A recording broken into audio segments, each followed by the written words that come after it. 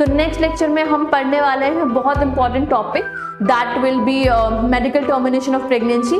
उसके बाद हम पढ़ेंगे कुछ सेक्सुअली ट्रांसमिटेड डिजीजेज, उसके कॉजेटिव ऑर्गेनिजम्स और कुछ चीजें। फिर हम पढ़ेंगे बेटा लास्ट में very very important topic, that is infertility. IVF के बारे में पढ़ेंगे हम कि क्या क्या मेथड्स के थ्रू हम अगर कोई इनफर्टाइल कपल है तो उसमें करेक्शंस कर सकते हैं। There are so many methods available, so be right there, we'll be there very soon and yes don't forget to. दुनिया तुम्हें कहेगी कि तुम काबिल नहीं, तुम मुस्कुरा के कहना कि वक्त बताएगा। So welcome or welcome back guys on our channel Shed Plus. I'm your mentor Ankita ma'am and we are here for the last lecture of reproductive health. तो तुम मुस्कुरा के कहना कि वक्त बताएगा, इसका ये मतलब नहीं है, इसके दो पहलू हैं, ठीक है। कि तुमने एकदम ओवर कॉन्फिडेंस में बोल दिया कि अरे ठीक है तुम देखना मैं आईएएस बनूंगा, मैं ये करूंगा, मैं नीट फोड़ दूंगा, है ना।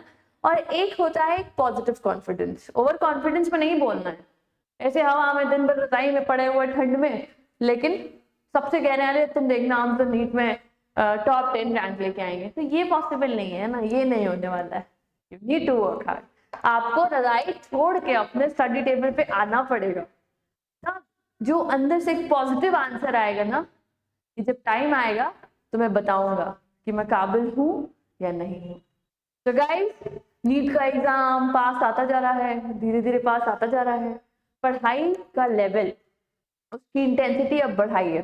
वैसे भी बहुत नेचुरली हमारे अंदर होता है कि बड़े जैसे जैसे एग्जाम होता है आने वाला होता है पास, चाहे क्लास 10th में हो, चाहे हम प्रिपरेशन में हो, चाहे बड़े से बड़े एग्जाम दे रहे हो ना, जब एग्जाम आने वाला होता है तो अपनी एफिशिएंसी और ज्यादा बढ़ जाती है, ठीक। और मैं हमेशा यही कहती हूँ ना कि यही डिफरेंस होता है एक टॉपर बच्चे में और एक बच्चे में जो सिलेक्ट हो गया मतलब खींच खाच के, या फिर एक नहीं हुआ। टॉपर बच्चा क्या करता है ना, उसी कंसिस्टेंसी के साथ from the starting to the end पढ़ता है। जो बच्चे नॉर्मल होते हैं वो क्या करते हैं कि भाई जनवरी आ गया, फरवरी आ गया, अब दबा के पढ़ने की बारी है, राइट। ये नहीं करना होता है हमें। कंसिस्टेंसी, जैसा मैंने बताया था आपको कि कंसिस्टेंसी इज द की। तो अभी क्या होगा ना, जब जैसे से मार्च अप्रैल आएगा तुम और ज्यादा पढ़ना शुरू करोगे, वो और ज्यादा तुम ही पढ़ोगे, वो तुम्हारी ही कैपेसिटी है। उस कैपेसिटी को अभी इस्तेमाल करो, अभी से शुरू करो, तो कोई नहीं रोक पाएगा, तुम सिलेक्ट होगे, ठीक है। तो guys let's not delay the lecture और शुरू करते हैं बिना किसी डिले के हमारा रिप्रोडक्टिव हेल्थ का लेक्चर।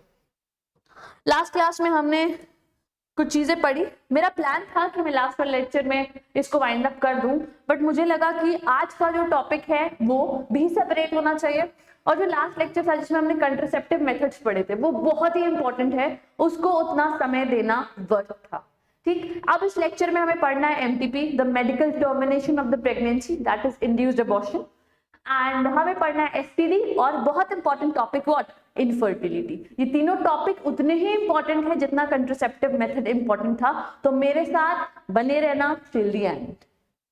चलो देरी नहीं करते हैं, समय की कमी है, एक अच्छा सा कलर पिक करते हैं और शुरू करते हैं, ठीक है।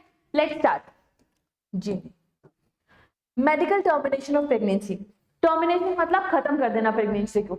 थोड़ा थोड़ा पढ़ते हैं, यहाँ पे चीजें पढ़नी है, बहुत ज्यादा कंसेप्चुअल नहीं है अभी कुछ। Intentional voluntary termination of pregnancy before full term is called as medical termination of pregnancy और इंड्यूस्ड अबॉर्शन। इंड्यूस कराया गया, अबॉर्ट करना किसी चीज को, किस चीज को, द फॉर्मेशन। पार्चुरेशन अभी कंप्लीट नहीं हुआ, जेस्टेशन पीरियड अभी कंप्लीट नहीं हुआ और हमने प्रेगनेंसी टर्मिनेट कर दिया, इसको कहते हैं मेडिकल टर्मिनेशन ऑफ प्रेगनेंसी, ठीक। आगे nearly 45 to 50 million MTPs are performed in a year all over the world. कितना ज्यादा है, 45 से 50, देखो ये नंबर याद रखेंगे, दिस इज इंपॉर्टेंट। लगभग 45 से 50 मिलियन अबॉर्शन होते हैं पूरी दुनिया में in a year, which account of 1/5, मतलब जितनी प्रेगनेंसी होती है उसमें से 1/5 अबॉर्ट कर दिया जाता है। इसके वेरिएबल रीजंस है, उन्हीं रीजंस को थोड़ा सा डिस्कस करेंगे, क्या लीगल है, क्या इलीगल है, क्या जरूरत पड़ रही है कि एमटीपी करानी पड़ रही है, क्या तुम सही कर रहे हो या तुम गलत कर रहे हो, ये बताता है ये।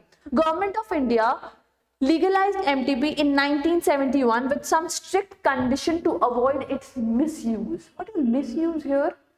Some people they actually what they do, वो क्या करते हैं कि उन्हें पता चला कि फीमेल है, अभी भी मैंने आपको बताया था लास्ट लेक्चर्स में कि जो अगर फीमेल है तो फीमेल फीटिसाइड्स की चांसेस बढ़ जाते हैं, भाई नहीं चाहिए हमें लड़की, हमें लड़का ही चाहिए, है ना, एंड एक्सेट्रा एक्सेट्रा, उन लोगों के अपने नॉर्म्स कहने के लिए वाले नॉर्म्स, तो फीमेल फीटिसाइड्स के केसेस बढ़ते हैं। ये मिसयूज है, इसलिए गवर्नमेंट ने इसको लीगलाइज किया। लीगलाइज करने के कुछ पॉजिटिव एस्पेक्ट्स हैं।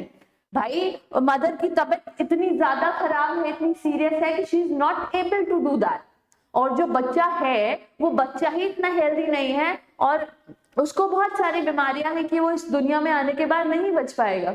ये कुछ पॉजिटिव एस्पेक्ट है इसको लीगलाइज करने के लिए, और कुछ स्ट्रिक्ट कंडीशंस बनाई गई है। क्यों?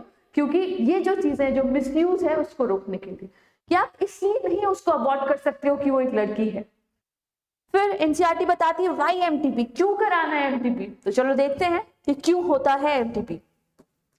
Obviously, the answer is to get rid of unwanted pregnancy, either due to casual unprotected intercourse or failure of the contraceptive use during the coitus or the rapes. क्यों लोग एमटीपी कराना चाहते हैं? MTP कराना चाहते हैं इसलिए कि भाई अनप्रोटेक्टेड इंटरकोर्स हो गया, कैजुअली नहीं प्लान थी चीजें, ठीक है, या फिर रेप केसेस हैं, इन सारी चीजों में हम एमटीपी यूज करते हैं, एमटीपी करवाते हैं। MTP is also essential in certain cases where the continuation of pregnancy could be harmful or even fatal either to the mother or the fetus both. ये 2 पॉइंट, सिर्फ 2 पॉइंट। MTP क्यों? MTP इसलिए कि कोई casual sexual intercourse हुआ जो कि plan नहीं था, पहली बात, या rape cases, that is the emergency one.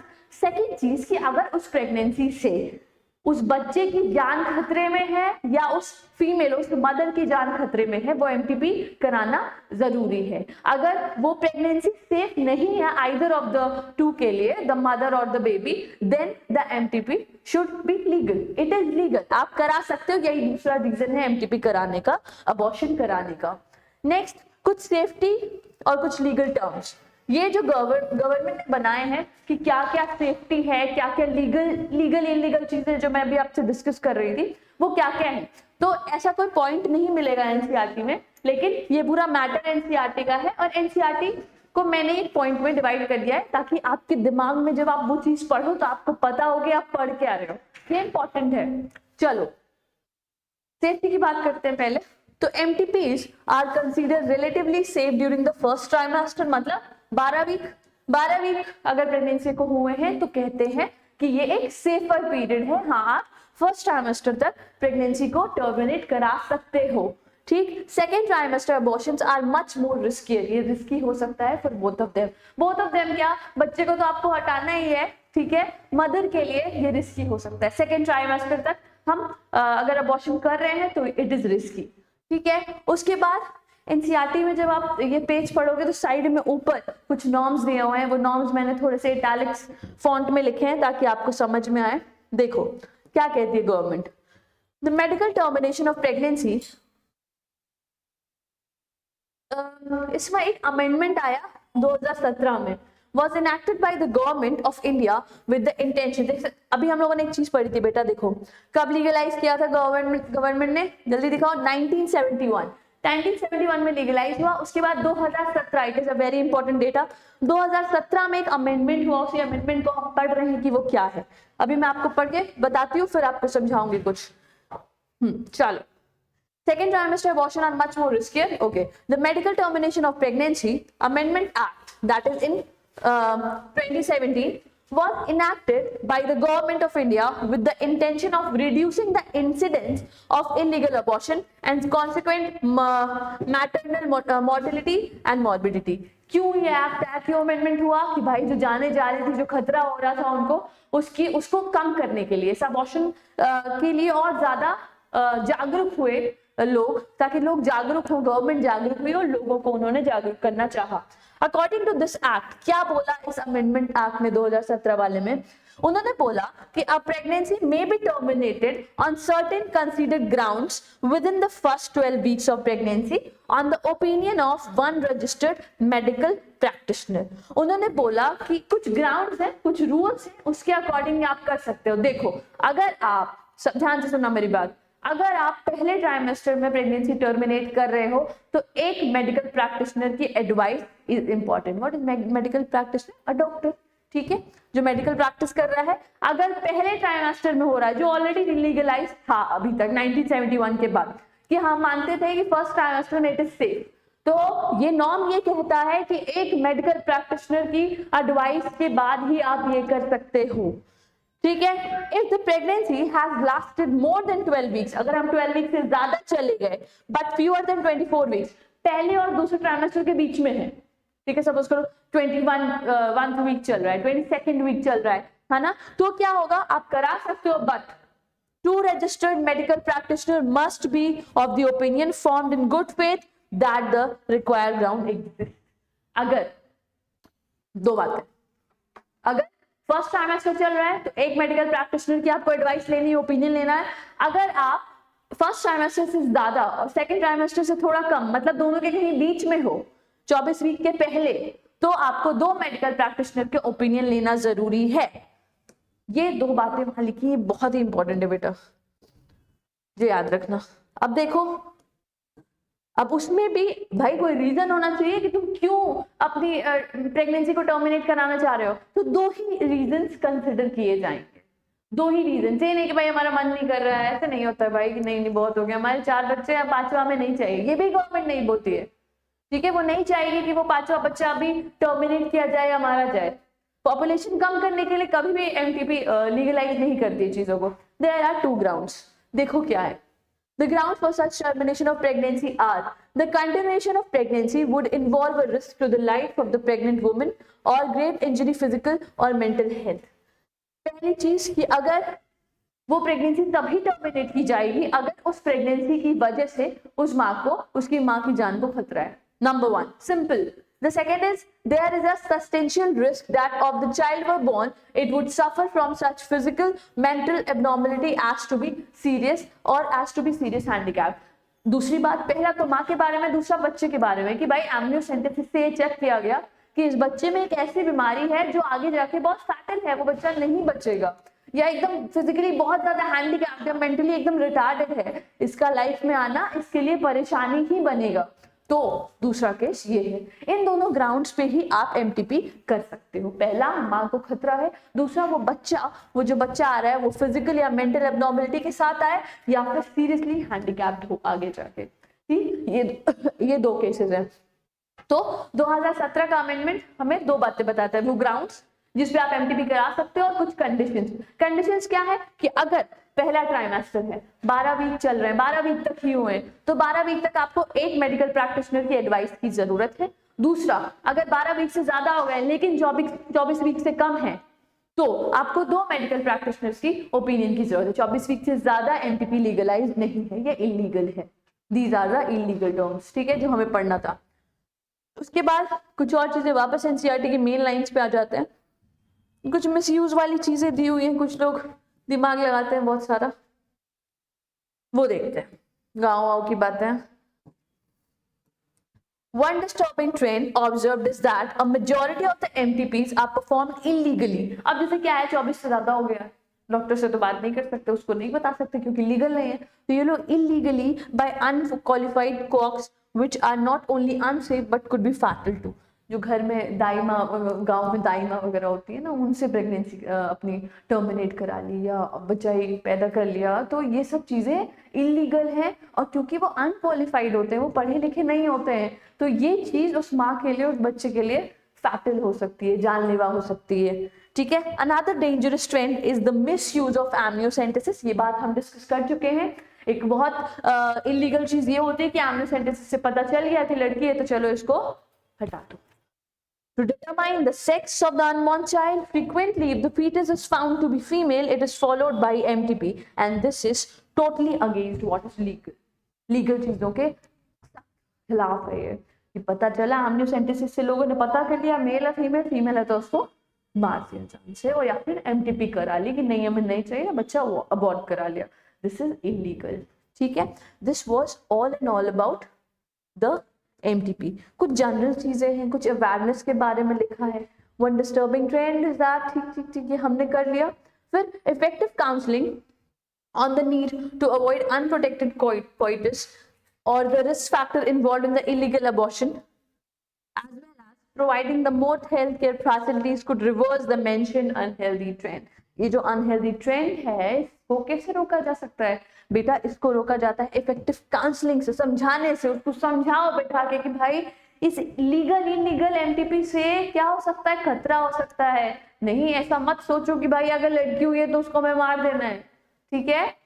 ये सब चीजें गलत है। तो दो बातें यहाँ पे। फिर आ जाते हैं हम एसटीडी की। STD that is sexually transmitted disease. इनके बहुत सारे नाम। VD that is venereal disease, sexually transmitted infections and so many things. चलो शुरू करते हैं, देर नहीं करेंगे। आज संडे है, अच्छे से टाइम यूटिलाइज करेंगे पढ़ने में। Let's go with green. Sexually transmitted disease, commonly called as STIs. Infections or disease which are transmitted through sexual intercourse are collectively called sexually transmitted infection or venereal diseases or reproductive tract infection. पहली बात तो तीनों नाम ही याद कर लो। Sexually transmitted disease भी है, चार है यार। Sexually transmitted disease भी है, sexually transmitted infection भी है, फैलता है। दूसरा venereal diseases है और reproductive tract infection भी कहते हैं इसको, RTIs। ठीक है, कौन कौन से कुछ नाम मेंशन कर रही है NCERT? Gonorrhoea, syphilis, genital herpes, chlamydiasis, genital warts, trichomoniasis, hepatitis B and HIV leading to AIDS are some common STIs। इसमें से HIV को रेड रेड से क्यों बनाया मैम ने? इसलिए बेटा कि it is one of the most dangerous disease. NCERT बोलती है कि हम इसको ह्यूमन हेल्थ एंड डिजीज वाले चैप्टर में डिटेल में पढ़ेंगे। ठीक है, बहुत जानलेवा है ये। ठीक है, ये सारी कुछ STIs है, सेक्सुअली ट्रांसमिटेड डिजीज, जो सेक्सुअल इंटरकोर्स से स्प्रेड होती है।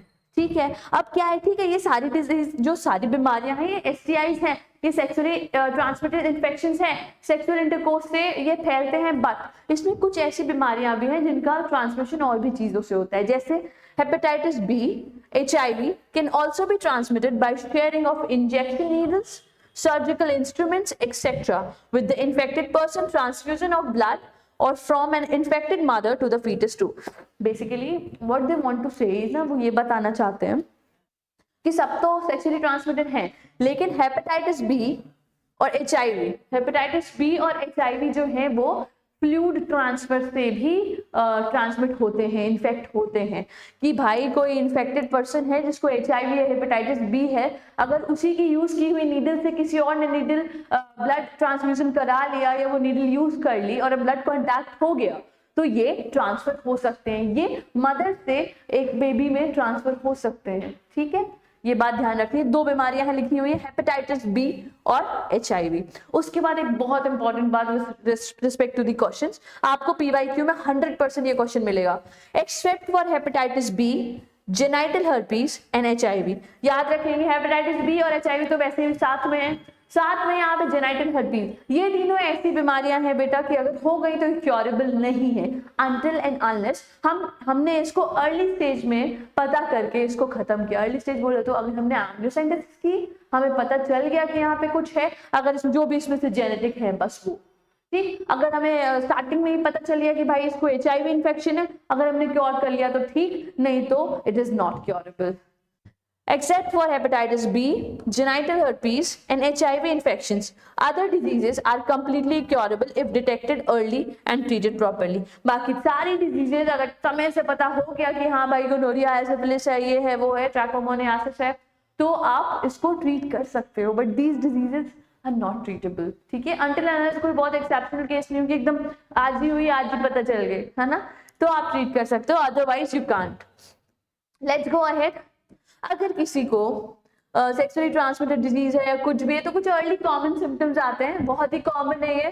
ठीक है, that is itching, fluid discharge, slight pain in the genital regions, swelling in the genital. अभी कुछ ऐसी चीजें हैं ना जो इतनी ज्यादा कॉमन है कि लोग इसको इग्नोर करते हैं, कई लोग तो सोशल मीडिया, सोशल स्टिग्मास की वजह से कि यार नहीं हमने बताएंगे, हमको शर्म आती है ना, एक्सेट्रा चीजें, इसकी वजह से अगर इसको इग्नोर किया जाता है और STIs है, कोई डिजीज है, इसको इग्नोर अगर किया जाता है, तो इस इग्नोरेंस की वजह से क्या होता है, इस इग्नोरेंस की वजह से होते हैं कॉम्प्लिकेशंस।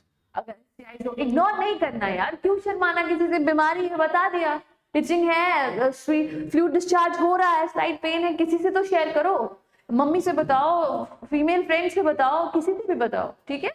उसके बाद कॉम्प्लिकेशंस क्या हो सकते हैं, अगर भाई आपने दिमाग लगा लिया कि नहीं नहीं नहीं ऐसे ही कुछ हो गया होगा, छोड़ो जाने दो, सो जाते हैं, तो क्या होता है, कुछ कॉम्प्लिकेशंस आ जाते हैं, that is PID, pelvic inflammatory diseases, pelvic में, पेल्विक रीजन में इन्फ्लेमेशन, अबॉर्शंस हो सकते हैं बेटा, अगर मान लो प्रेग्नेंट लेडी है उसको कोई भी एसटीआई हो गया तो अबॉर्शन हो सकता। स्टिल बर्थ, स्टिल बर्थ का मतलब क्या हो गया, स्टिल बर्थ का मतलब बच्चा पैदा हुआ बट मरा हुआ, still birth. Ectopic pregnancy, ectopic pregnancy का मतलब the fertilization at a site other than the ampullary region. ये बताया था मैंने कि ऐसी प्रेगनेंसीज कभी भी सक्सेसफुल नहीं होती, ठीक है, टर्मिनेट हो जाती है। उसके बाद इनफर्टिलिटी और even cancer of the reproductive tract, ये बहुत खतरनाक कॉम्प्लिकेशंस हैं, ये बहुत छोटे सिम्टम्स हैं, तो इनको अगर आपको ये चीजें हैं तो आप प्लीज इसको क्योर कराओ, एक बार बात कर लो ना, क्या पता एसटीआई ना हो, ठीक है, बट क्या पता हो, तो ये कॉम्प्लिकेशन से बचने से अच्छा है कि हम इस सिम्टम्स पे काम कर लें, राइट, तो ये ध्यान रखेंगे। फिर क्या प्रिकॉशंस लिए जा सकते हैं इससे बचने के लिए, एनसीईआरटी एक बात लिखती है कि जो आपका एज ग्रुप है ना 18 से 24 साल तक, वही एज ग्रुप में एसटीडीज बहुत ज्यादा कॉमन होती हैं, जैसे लगता है डरा रही हो एनसीईआरटी। चलो प्रिकॉशंस क्या क्या, avoid sex with unknown partners, multiple partners, unknown partners पता ही नहीं कौन पार्टनर है, क्या पता उसको एसटीडी हो, नहीं जानते हो आप उसको, मल्टीपल पार्टनर्स होंगे तो भाई चांसेस बढ़ेंगे, ठीक है, फ्रीक्वेंसी बढ़ेगी। Always try to use condoms during coitus, ठीक है, ये बात तो हमें पता ही है क्योंकि कॉन्डम से एक बेनिफिशियल, एक एक्स्ट्रा बेनिफिट होता है कि वो एसटीडी से प्रिवेंट करते हैं। इन केस ऑफ डाउट, अगर कोई भी डाउट है, one should go to a qualified doctor for early detection and get complete treatment if diagnosed with the infection. भाई डॉक्टर के पास जाओ, कुछ नहीं समझ में आ रहा तो वहां जाओ, वो हेल्प करेंगे, doctors are there everywhere, right. तो these were the precautions, plus there are some add ons, मैंने कुछ चीजें ऐड की हैं क्योंकि मैंने बेटा बहुत बार ये क्वेश्चंस आते हुए देखे हैं नीट में, आपको ये याद करना है, ये सारी बीमारियां एनसीईआरटी में दी हैं, बट ये सारे उसके कॉजेटिव ऑर्गेनिजम्स हैं, ये कॉजेटिव ऑर्गेनिजम्स याद रखोगे, फिर in the blank, sorry match the following में क्वेश्चंस दिख जाते हैं कभी कभी, ठीक, तो अगर एक दो भी याद रहते हैं तो 3-4 वाले हो जाते हैं अपने आप, तो जल्दी से ध्यान रखते हैं। सबसे पहली बीमारी देती है NCERT gonorrhoea, gonorrhoea is caused by Neisseria gonorrhoeae, that is a bacteria, मैंने हर एक जो ऑर्गेनिज्म है उसके आगे लिख दिया है कि वो बैक्टीरिया है या वायरस है या फिर प्रोटोजोआ है, मतलब एसटीडीज बैक्टीरिया से भी होते हैं और बैक्टीरियल इन्फेक्शंस भी होते हैं, वायरल भी होते हैं और प्रोटोजोअन्स भी होते हैं। दूसरा है syphilis, syphilis is caused by Treponema pallidum which is also a bacteria. Then genital herpes, type 2 herpes simplex virus, clamidiasis, Chlamydia trachomatis, that is also a bacteria. Genital warts, genital warts is caused by human papilloma virus, बेटा ये cancer भी cause करता है। उसके बाद ट्रैकोमोनियासिस is caused by Trichomonas vaginalis which is a protozoa, देखो यहाँ थोड़ा अलग हो गया ना, जब भी कुछ अलग होता है तो नीट उससे क्वेश्चन पूछता है। फिर लास्ट इज हेपेटाइटिस बी, इसका वायरस बड़ा इजी है, इसका नाम ही है हेपेटाइटिस बी वायरस। तो ये वायरस, इसका स्क्रीनशॉट लो, इसको कहीं रखो, अपना वॉलपेपर लगाओ, बट इसको याद रखना, इससे सवाल आने की प्रोबेबिलिटी अच्छी खासी है। बहुत सारी ऐसी बीमारियां ना जो अपने नाम से ही अपना कॉजेटिव ऑर्गेनिज्म बता दे रही है। गोनोरिया के कॉजेटिव ऑर्गेनिज्म में गोनोरिया लिखा हुआ है, syphilis is quite different, genital herpes के कॉजेटिव ऑर्गेनिज्म में हर्पीज लिखा हुआ है, हर्पीज सिम्प्लेक्स वायरस। उसके बाद क्लैमाइडियासिस में क्लेमाइडिया ट्रैकोमैटिस लिखा है, क्लेमाइडिया आ गया है यहाँ पे भी। उसके बाद जेनिटल वॉर्ट्स इज समथिंग, अब जेनिटल वॉर्ट्स इंपॉर्टेंट इसलिए क्योंकि मैंने बताया कि ये कैंसर भी कॉज करता है बेटा। ट्रैकोमोनियासिस के भी कॉजेटिव ऑर्गेनिज्म में उसका नाम है ट्रैकोमोनास वेजिनालिस। उसके बाद हेपेटाइटिस बी का वायरस सबसे अच्छा वायरस है, that is hepatitis B virus, ये याद जरूर करना, इट इज इंपॉर्टेंट, ठीक है। It is not mentioned in the NCERT though, never like anywhere, but it is important. इसमें एड्स नहीं लिखा हुआ है, AIDS is caused by HIV virus, ये डिस्कस करना है हम लोगों को ह्यूमन हेल्थ में, इसलिए यहाँ पे मेंशन नहीं किया है, इसको आप ध्यान रखोगे। फिर हमारा लास्ट टॉपिक, इनफर्टिलिटी।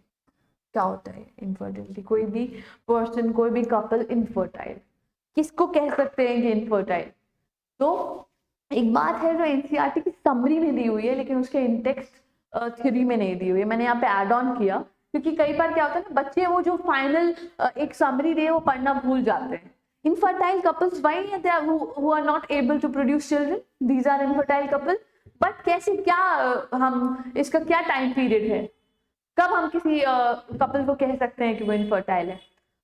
तो थोड़ा सा डिस्कस करेंगे. इसमें बहुत सारी इंटरेस्टिंग चीजें हैं, लाइक टेस्ट ट्यूब बेबी, उसके बाद आर्टिफिशियल इंसेमिनेशन, इंट्रायूटेराइन ट्रांसफर, है ना, एम्ब्रियो ट्रांसफर और गेमीट ट्रांसफर, बहुत सारी चीजें हैं. तो फटाफट से उसको देखते हैं, फिर आज ये चैप्टर खत्म कर देंगे हम लोग, घर पे भी यहाँ पे भी. ठीक. A large number of couples all over the world, including India, are infertile. What is infertile? They are unable to produce children in spite of unprotected sexual cohabitation.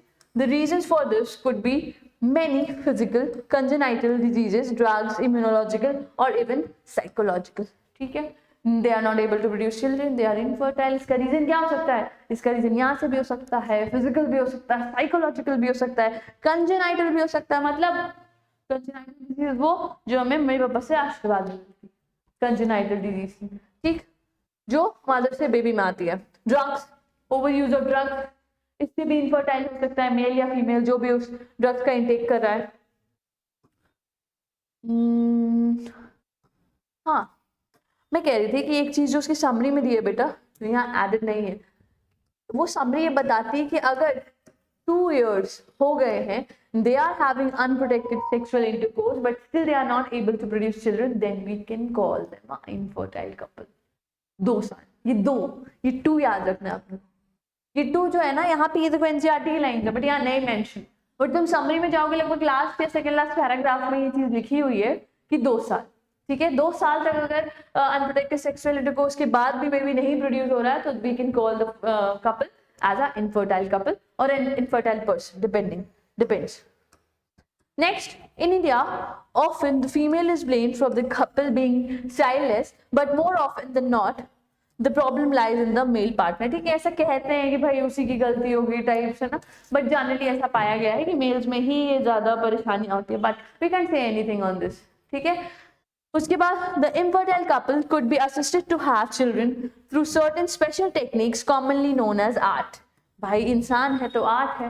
Art, assisted reproductive technology. Assisted reproductive technologies. There are so many assisted reproductive technology जिससे yes you can have the children, your children.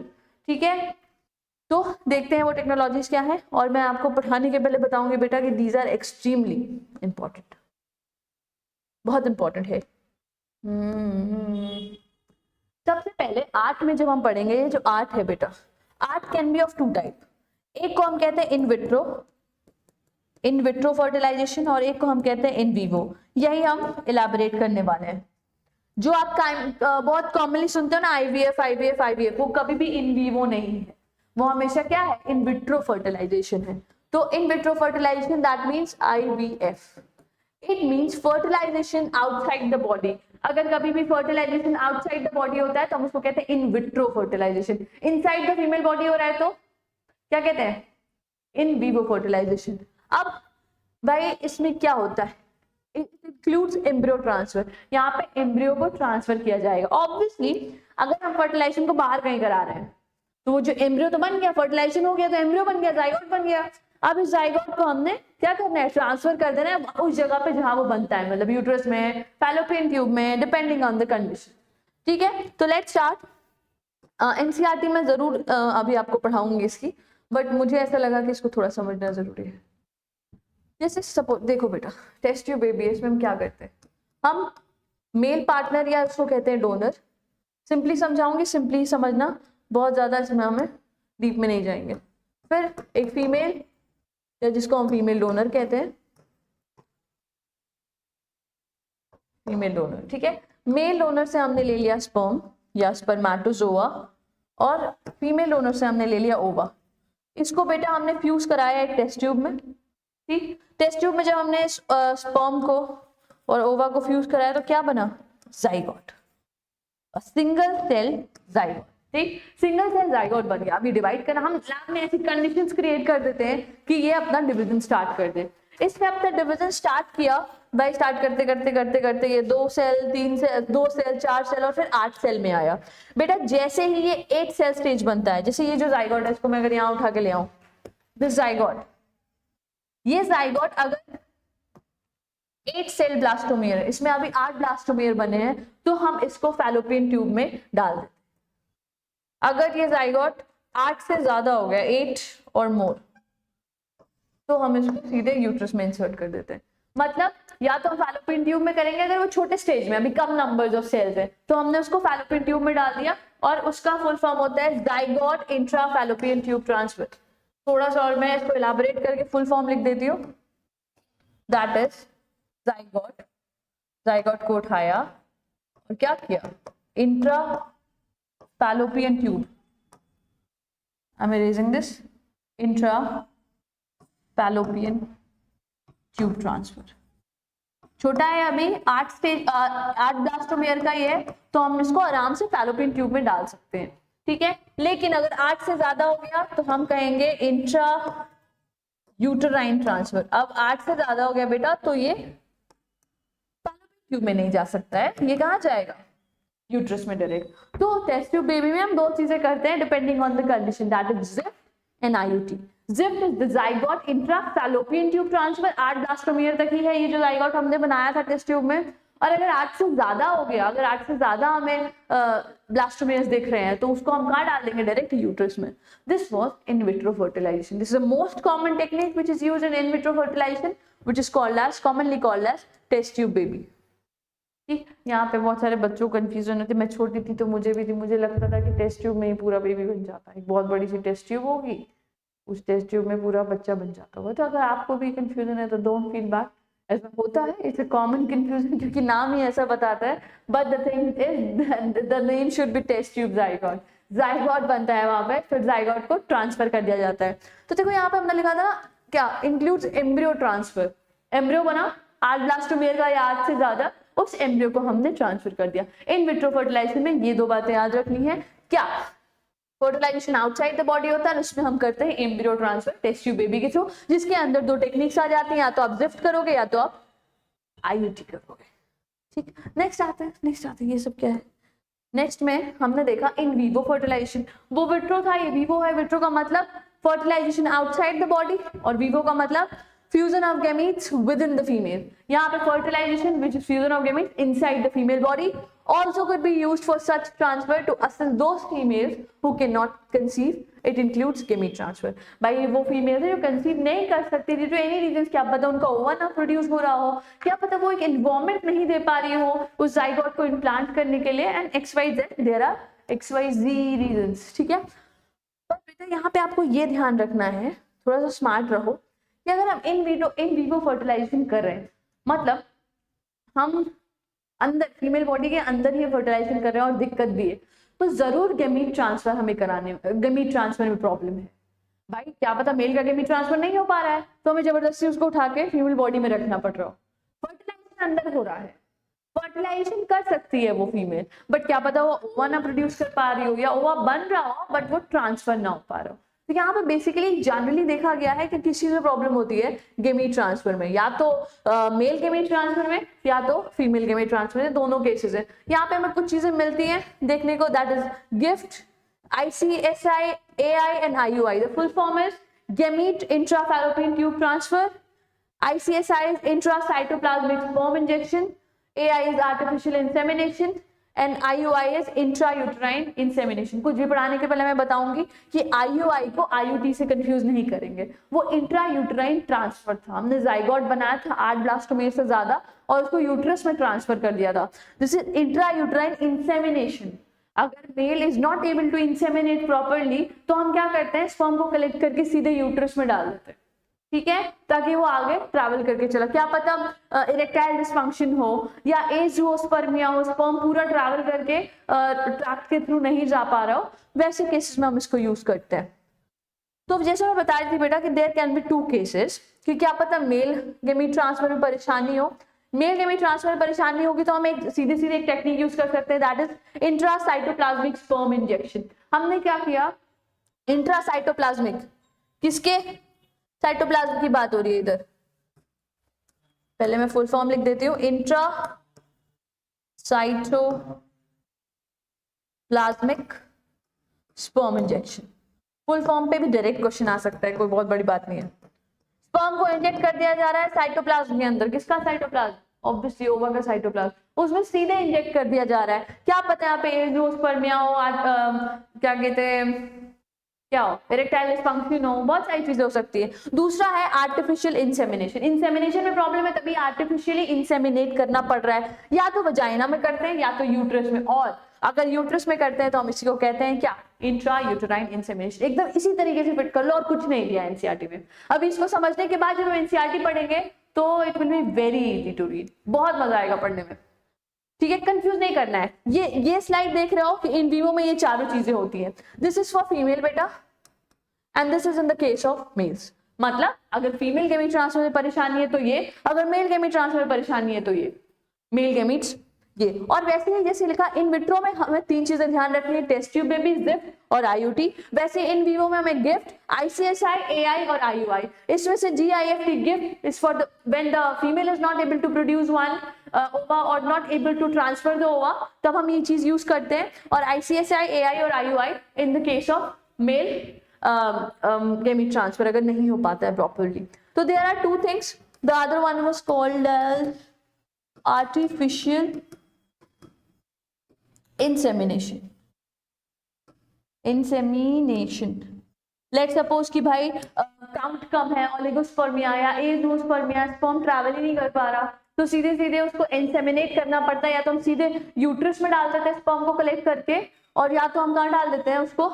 Tube में। ठीक है, uterus में डाल देते हैं या vagina में बेटा। ठीक है, अगर यूट्रस में डाल रहे हैं तो उसको कहते हैं intra uterine insemination. AIS artificial insemination, जिसके अंदर ही क्या आता है? IUI. ICSI intra cytoplasmic sperm injection, सीधे ओवा के साइटोप्लाज्म में जाके इंजेक्ट कर दिया गया। And the last one is gift. Gift is कोई किसी को गिफ्ट दे रहा है, ऐसे याद रखेंगे। गिफ्ट दे रहा है कोई, मतलब एक फीमेल है। ठीक है, this female is not able to produce what? Ova. She is not able to produce the ova. तब यहाँ पे क्या होता है कि कोई फीमेल डोनर अपना, ये जो फीमेल है ना, ये जो सैड जो फीमेल है, ये फीमेल जो है ये ओवा प्रोड्यूस नहीं कर पाती, बट इसका यूट्रस, इसका reproductive system is healthy, except the thing कि वो ओवा प्रोड्यूस नहीं करती। तो क्या होता है ना, इस केस में ओवा कोई और फीमेल डोनर अपना ओवा डोनेट कर देती, गिफ्ट दे देती है, इसीलिए हम इसको कहते हैं गिफ्ट। इस गिफ्ट को हम उठाते हैं और फैलोपियन ट्यूब में डाल देते हैं। मतलब क्या, उस ओवा को, उस गैमीट को हम फैलोपियन ट्यूब में डाल देते हैं, और इसीलिए इसका नाम है गिफ्ट, और इसीलिए इसका नाम है gamete intra fallopian tube transfer.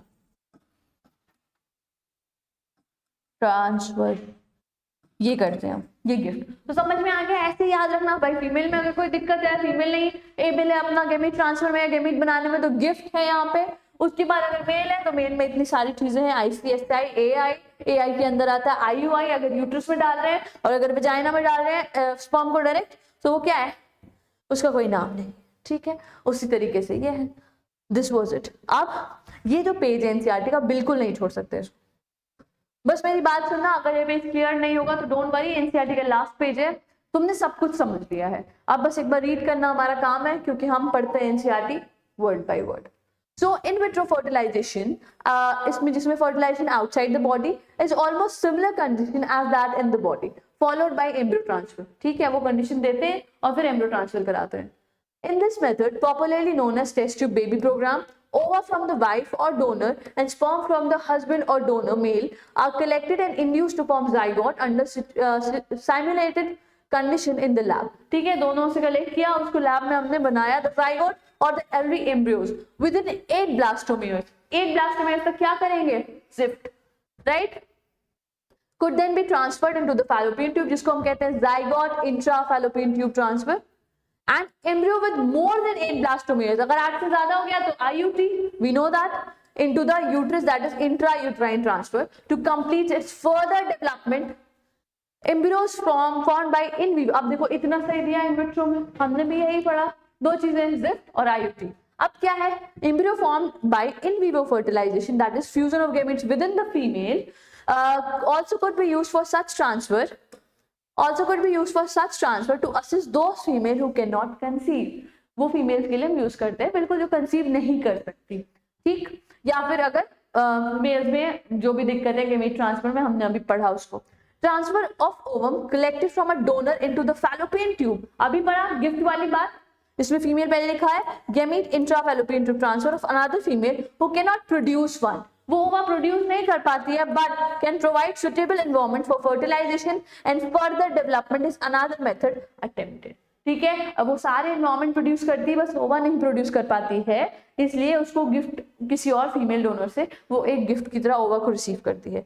Intra cytoplasmic sperm injection अभी बताया, ठीक। क्या होता है, is another specialized procedure to form an embryo in the lab in which a sperm is directly injected into the ovum. Yes, infertility cases either due to inability of the male partner to inseminate the female or due to very low sperm counts, अगर मान लो insemination में problem है, जैसे मैंने बताया erectile dysfunction है, या फिर क्या है लो काउंट है, ओलिगोस्पर्मिया जिसको कहते हैं, ऐसे केसेस में हम क्या करते हैं आर्टिफिशियल इंसेमिनेशन। इसमें क्या करते हैं, in this technique the semen collected either from the husband और the healthy donor is artificially induced introduced either in the vagina और इनटू द यूट्रस। विजाइना में अगर एंटर करते हैं तो उसको कुछ नहीं कहते हैं, और अगर यूट्रस में करते हैं तो IUI, intrauterine transfer, intrauterine insemination, I am sorry. तो दिस वाज NCERT, बट हमने जो पढ़ा वो हम समझ गए। अब लास्ट में कुछ बातें लिख रखी हैं कि भाई और भी अच्छी चीजें हैं लाइफ में। All these techniques require extremely high precision handling by specialized professionals and expensive instrumentation। भाई बहुत क्वालिफाइड लोगों से ही ये चीज हम करवा सकते हैं, बाकी बहुत बड़ा एकदम हाई फाई इंस्ट्रूमेंटेशन लगता है इसमें, बड़ी बड़ी इंस्ट्रूमेंट। अब तुम सोचो यार, स्पर्म को ओवा में इंजेक्ट करना है, समझ रहे हो मेरी बात, बहुत ही हाई प्रिसाइजिंग से चीजें करनी पड़ेंगी। Therefore, these facilities are presently available only in few centers in the country। हर जगह नहीं, गांव में है ही नहीं अभी, इधर धीरे धीरे आ रही, गोरखपुर में आ गई है अब काफी हद तक, पर जो मेट्रो सिटीज है ना, Delhi valley and all that, इसमें तो बहुत टाइम से सब चीजें हैं। अब धीरे धीरे और सारी जगह पे भी ये स्प्रेड हो रही है। Emotional, religious and social factors are also deterrents in the adoptions of these methods। क्या होता है ना कि कुछ लोग बहुत दुखी हो जाते हैं इस चीज से, we are not able to produce one child, and फिर वो इमोशनल घर से टॉर्चर, सासू माँ का, ससुर जी का, घर वालों का, है ना, सबका, बहुत सारी चीजें होती है। तो ये सब चीजें भी हैं। फिर रिलीजियस सोशल फैक्टर्स है। उसके बाद since the ultimate aim of all this procedure is to have children, NCERT बोलती है कि अगर तुम्हें इवेंचुअली एक बच्चा ही चाहिए तो तुम अडॉप्ट क्यों नहीं कर लेते हो, है ना। अडॉप्शन सेंटर्स हैं, बहुत सारे ऐसे बच्चे हैं जो पूरी तरीके से अपनी लाइफ कंप्लीट भी नहीं कर पाते, क्योंकि उनको कभी प्रॉपर केयर, क्योंकि ऑर्फनेज में रहते हैं वो बच्चे, ऑर्फन होते हैं ना, माँ बाप नहीं होते उनके, तो you can go and adopt them, right. Since the ultimate aim of all these procedures is to have children in India, we have so many orphaned and destitute children who would probably not survive till maturity unless taken care of. Our laws permit legal adoption, and it is as yet one of the best methods for couples looking for parenthood। ठीक है, जाते जाते एक emotional बात लिखती है NCERT की, हाँ आप ये मेथड भी तो अडॉप्ट कर सकते हैं ना, if you want to have children. But वही वाली बात होती है ना, इवेंचुअली फिर सोशल प्रेशर और घर वालों का प्रेशर, रिलीजियस बिलीव्स कि भाई पता नहीं कौन सा बच्चा है, कहाँ है, क्या है, वो भी इंसान है, जो पैदा हुआ वो भी इंसान है। तो बेटर है कि वो इंसान जो यहाँ पे एक ऑर्फनेज में है,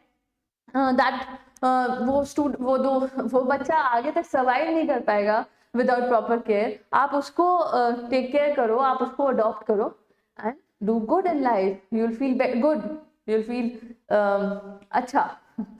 सो दिस वाज इट आज के लेक्चर के लिए। हमने फिनिश कर लिया अपना 2 चैप्टर बहुत ही जल्दी। आई बिलीव कि आप अपने सारे काम समय से कर रहे होंगे। थोड़ी देर में by evening I will send you so many questions of the reproductive health chapter. Then we are going to start our new chapter. The new chapter will include everything about the sexual reproduction in the flowering plant. Flowering plant में कैसे reproduction होता है, उसमें क्या क्या pre fertilisation events है, post fertilisation events है ना, बहुत सारी चीजें उसमें भी पढ़ने के लिए। पॉलिनेशन कैसे होता है, पॉलिनेशन मतलब गेमीट ट्रांसफर, गेमीट कैसे ट्रांसफर हो रहा है, ठीक है। पॉलिनेशन कौन कौन से एनिमल्स हैं, ऑर्गेनिजम्स हैं जो हेल्प कर रहे हैं double fertilization etcetera etcetera, there are so many. बहुत अच्छा खासा चैप्टर है और अच्छे खासे सवाल आते हैं एनसीईआरटी की लाइन से, और हम एनसीईआरटी पढ़ेंगे word by word. So guys stay care in this extreme weather outside and keep studying. Thank you so much.